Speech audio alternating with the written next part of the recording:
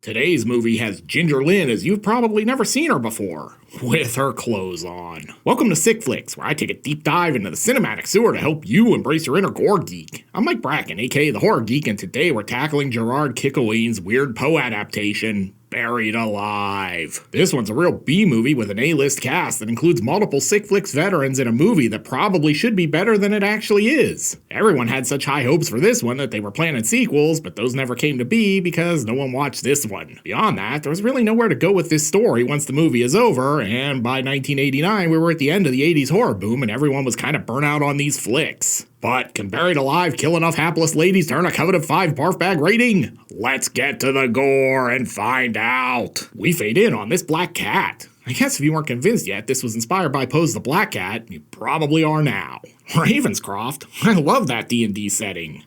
What? That was Ravensloft.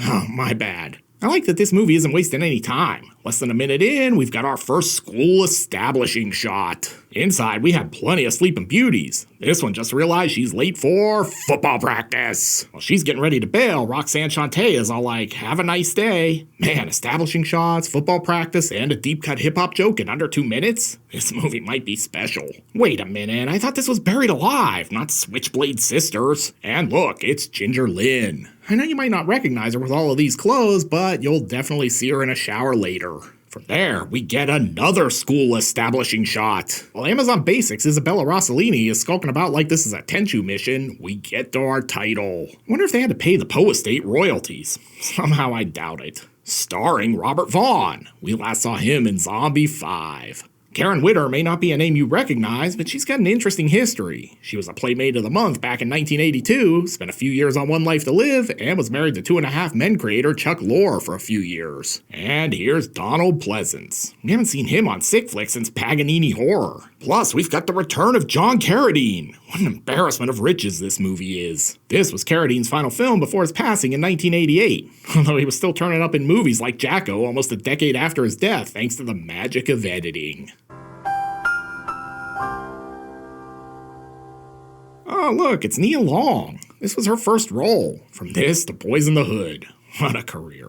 And Ginger Allen is Debbie. Oh, it's like Debbie Does Reform School. Discount Asia Argento is still wandering through the credits. And she's getting attacked by Ronald Reagan? He's doling out pimp hands. How do you like these trickle-down economics? Man, he's beating her like she's Walter Mondale. Then, to add insult to injury, he's gonna give her an atomic wedgie. For some unfathomable reason, I'm sure will make sense later, there's a trapdoor here. Looks like Asia is about to drop in. Say what you will, and I think she's really bottomed out. And here comes Ronnie. This is the weirdest version of bedtime for Bonzo ever. After a bunch of tussling, she gets walled in like this is a Pink Floyd song.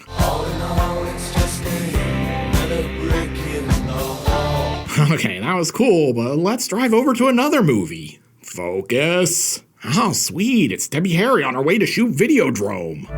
Long left in your flesh. Meanwhile, over at Comic-Con, Robert Vaughn's hosting a panel talking about his time as Napoleon Solo, who, popular to contrary belief, is not related to Han Solo. Jesus, check out those glasses. Shit's so thick dude can probably see the future. And holy friggin' hairpiece, Donald Pleasence. I think that's just a scrap of dog fur off the mutt Michael killed at the Myers house in the first Halloween movie. Meanwhile, Vaughn's still blabbing. I'd like to announce that I'm opposing Adam Schiff's bid for re-election as Manhattan DA. You kids even remember when Robert Vaughn was on Law & Order? Christ, I'm old. Here's a live look at me reacting to this movie so far. And if you're wondering what she's doing, she's consulting a map. This is how we had to navigate before GPS and Waze. As you can see, it wasn't an ideal system. She totally just missed the turn to Ravenscroft. Sam Palmdale, I guess. The next morning, she wakes up on the side of the road. I think her ride was the inspiration for the dead Kennedy's bitchin' Camaro. Unfortunately, nap time is interrupted by Officer Nick Cage. After giving her the 3rd degree, we get some exposition. Ravenscroft. I'm gonna be teaching him. Before he goes, he writes her up with his number. What a player. Just in case, you see anyone, here's my number.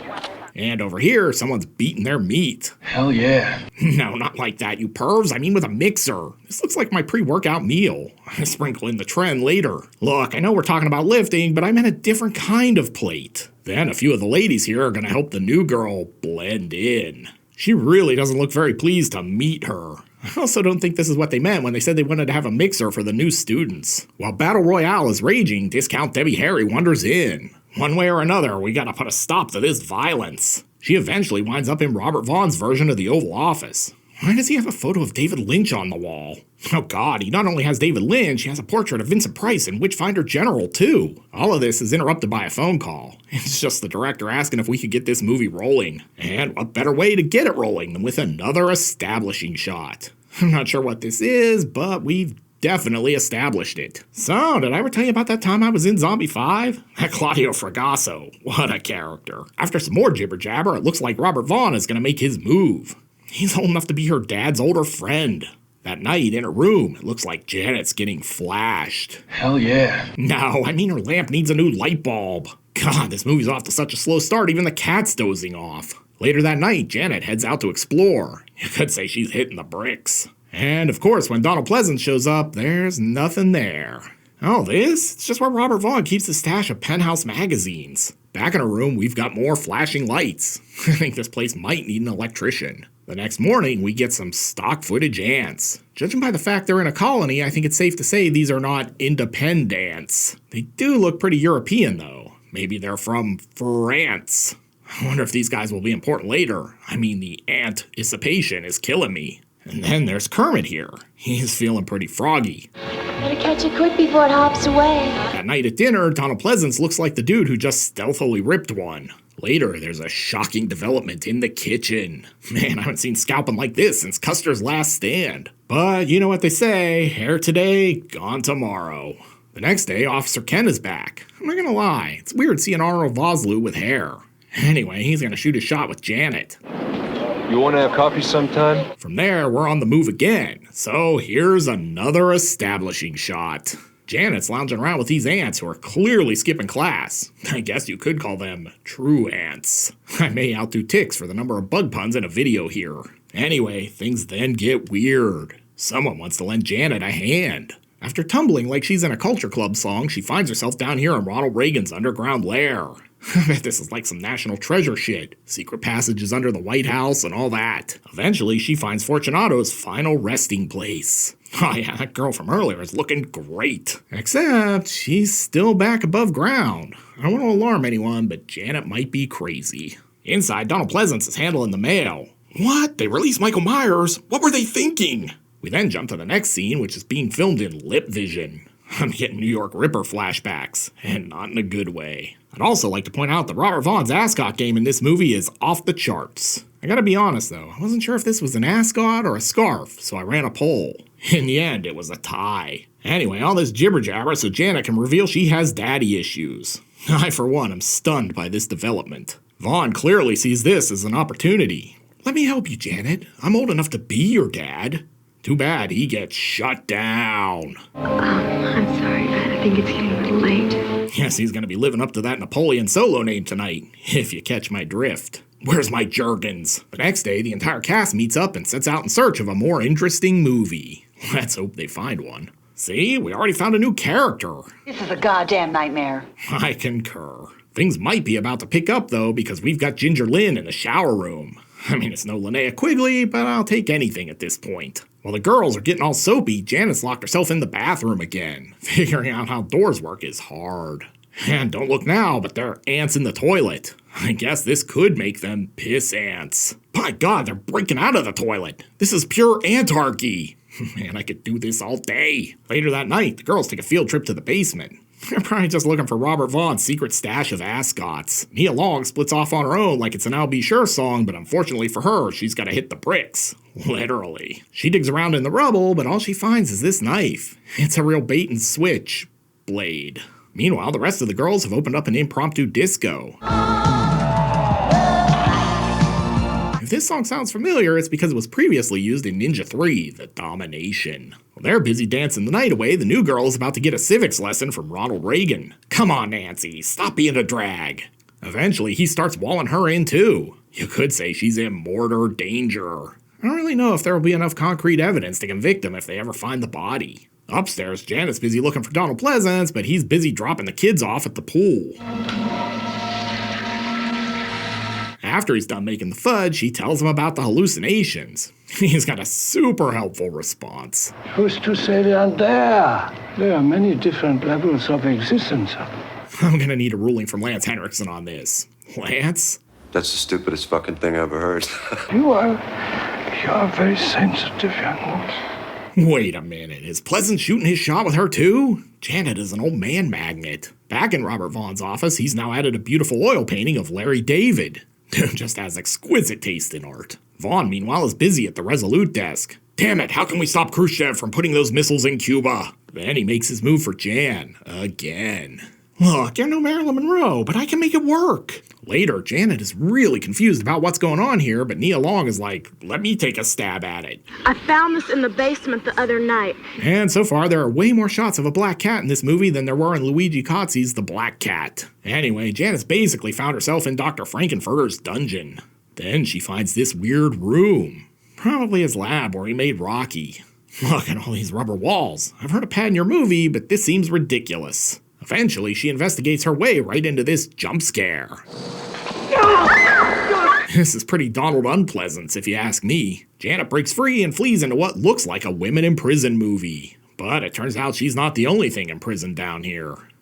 Never mind, it's just another breathing brick wall. I really have no idea what's going on in this movie right now. But wait, just when you think nothing's gonna happen, John Carradine bursts through like the Kool-Aid Man. Oh yeah! Back upstairs, Janet and Pleasence reconvene to see who can give the most hysterical over-the-top performance. There is no down there. There's no thing down there. Look, no one can out-crazy Dr. Loomis, but props to Janet for giving it the old college try. The next day, it's back to Vaughn's office. Now he's added a John Carradine headshot to his collection. Man, this guy's art game is on point. Then Vaughn drops a bombshell. That's my father. Oh, come on. You're way too old to be Carradine's kid. Besides, David's gonna get jealous. Hey, I got an idea. What if we just set the camera on the floor for this scene? Could be cool, right? And now the gaslighting starts. There are no such things as ghosts. And Vaughn's not giving up. You really gotta admire this level of persistence to get the girl who's half his age. That night, Ginger's sneaking out. Mad it so she can go shoot some scenes for Ginger's private party. If you get that reference, you're a total perv. And look out, we've got a Claudio Fagasso cameo. If you guessed Ginger was gonna wander right into a jump scare, give yourself a screenwriter's credit. Oh man, they're gonna smoke a J and have premarital sex? Are you two trying to get murdered? Have you never seen a horror movie before? And as proof, this happens. I'm guessing this is not the kind of olive branch extension he was expecting. The next day, Officer Ken shows up. Oh hey, I just wanted to drop off another headshot for Gary's office. And we get some important exposition about Donald Pleasence. 10 years ago, he was just another loony. So far, John Carradine's headshot is in this movie more than the real John Carradine. And again. See, I wasn't kidding. Then Robert Vaughn shows up. Sorry to keep you waiting, I had a shipment of ascots coming in. The gist of all the jibber-jabber here is that Pleasence was indeed a patient and that Robert Vaughn cured him. I'm sure this is fine, right? And man, this dude moves fast. A ring before he even seals the deal. I want you to marry me. See, I wasn't kidding about that either. Janet's like, but you're older than my dad. And since we haven't checked in on the ants in a while, let's see what they're up to. Building a nest to exacting specifications. These are clearly pedants. Don't look now, but Ginger Lynn is tied up. No need to panic, this is not an unusual occurrence for her. And in the least surprising reveal ever, we see it's Robert Vaughn digging the hole. I mean, I'm pretty sure even Helen Keller saw this coming. I guess he knew this was going to be dirty work, so he took off his ascot. But while he's digging for gold, Ginger's trying her best to be naughty. Vaughn lets his guard down, so her boyfriend bum rushes him like he's KRS-One at a PM Dawn concert. While Vaughn's distracted, Ginger Lynn digs deep into her resolve and smashes him with this shovel. And just like that, Robert's choking like he's the Falcons in the Super Bowl. Then Ginger Lynn uses her mouth on him. Hell yeah. No, I mean she bites him. This isn't that kind of Ginger Lynn movie. I really thought Vaughn was in trouble here, but then he turns the tables by throwing in the trowel. Throwing in the trowel. Somehow I find a new low every week. I was gonna make a cement joke here too, but I was too mortified. I don't kill people. Bobby? Come on. There's a dead dude 2 feet away from you. We literally just watched you kill him. Then he dumps all this concrete on Ginger. It doesn't seem like that big a deal. She's been covered in lots of sticky stuff before. I'm gonna have to apologize to Ginger Lynn after this video, aren't I? Yeah, I'm not even touching this one. After fulfilling the promise of the title, Robert gets cleaned up. Someone's got a new ascot. While Vaughn's off on the phone, Janet's rifling through his files. Jesus, I can't believe he spends this much on ascots. And then he catches her. Damn it, Janet. Eventually, she tells him he's a lunatic. And surprise, he doesn't really take it well. Insane! What else? Crazy? Deranged? Am I that too? Oh yeah, those are all synonyms. Bet he did well on the SAT. For some unfathomable reason, he lets her go and she immediately calls Officer Ken. Ken, it's me. He ordered more ascots. Meanwhile, Donald Pleasence is just hanging out like, let's see if this scene goes anywhere before I commit to being in it. Janet's gonna head out, but if you guess the car won't start, give yourself another screenwriter's credit. Stop, you're gonna flood it. And really, what else did you expect from a Camaro? Back inside, Vaughn's getting ready to start a new cycle of Winstraw. Let the gains commence. And here comes Chekhov's hatchet. Man, those Roys work fast. He's chopping through this door like he's Jack Nicholson. Look, I love Robert Vaughn, but him being the villain here is about as scary as being chased around by my grandfather. After some cat and mouse, Donald Pleasence attacks. What the hell movie? But Vaughn gets the upper hand and straps him into old Sparky. Time to ride the lightning, Donald. Pretty sure you're not supposed to use your jumper cables on a dude's head. At any rate, it looks like Vaughn is getting a real charge out of this. With the Donald, now the dead old, Vaughn resumes chasing Janet.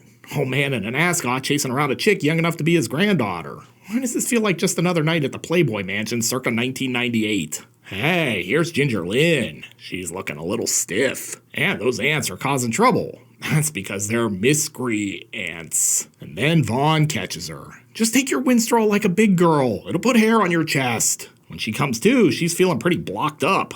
This all leads to our Scooby-Doo moment wherein Vaughn reveals his own father walled him in down here as a kid. How about that? I completely forgot John Carradine was actually in this movie. But before he can finish his bricklaying, Janet makes her move and stabs him right in the eye. You know what they say, beauty is only pin deep. Then she tears down that wall like she's Mikhail Gorbachev. You guys even remember Gorbachev in the wall? Christ, I'm old. Vaughn is going to Paul Bunyan her, but clearly his depth perception is now lacking. And then things get weird. John Carradine is breaking the wall down like he's Chris Jericho. Then everything gets steamy. Not gonna lie, this is not the kind of steamy I expected from a Ginger Lynn movie. Filmed in Fragasso Vision. And then the walls come tumbling down like this is a John Cougar Mellencamp song. Vaughn is doing his best Barney Rubble impression. The next day, Janet drives off into the sunset, but I feel a swerve ending coming. Wait for it. Yeah, there it is. Ooh, and a freeze frame. Double win. This was all a setup for a sequel that never happened because no one ever cared enough to watch the first Buried Alive. So, what have we learned from Buried Alive? Well, for starters, that you can put Ginger Lynn in a movie where she keeps her clothes on for almost the whole time. Who knew? Honestly, that's probably knowledge I wish I didn't have. The bigger takeaway here is that while Robert Vaughn is a great actor, he's a pretty lousy horror film villain. I mean, no one's ever gonna go, my horror movie Mount Rushmore is Michael, Freddy, Jason, and Robert Vaughn. Dude's about as scary as yogurt. Damn, that was random. You know what I meant. But enough about that. Can Buried Alive wall in enough nubile young females to earn a coveted 5 barf bag rating? Are you kidding me? Not a chance. But let's go to the gore card. In terms of gross anatomy, Buried Alive is pretty tame. We get a few rotted corpses, a trowel to the dome, 1 eye puncture, and some electroshock therapy, but that's about it. There's not enough here to justify giving Buried Alive anything higher than a 1 barf bag rating. This is not a very sick flick. Looking for another film loosely inspired by the works of Edgar Allan Poe? Then be sure to check out my review of The Black Cat. You'll find a link here on the screen. I'll meet you over there. Until next time, I'm Mike Bracken, aka The Horror Geek, bringing you all the splatter that matters.